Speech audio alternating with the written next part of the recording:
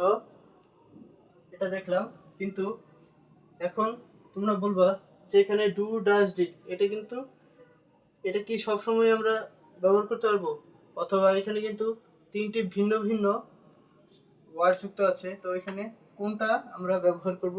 তো এই ক্ষেত্রে আমাদের একটি নিয়ম আছে। তো সেই নিয়মটি হলো বিভাগবিহীন, অর্থাৎ সেন্টেন্সটি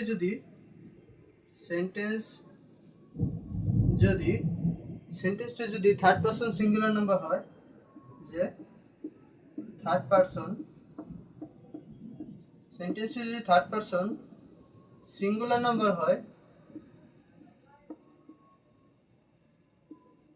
থার্ড পারসন সিঙ্গুলার নাম্বার হলে কিন্তু আমরা ডু বা ডাজ বসাতে পারবো। সিঙ্গুলার নাম্বার হলে আমরা ডাজ বসাবো, সরি। যদি থার্ড পারসন সিঙ্গুলার নাম্বার হয় তাহলে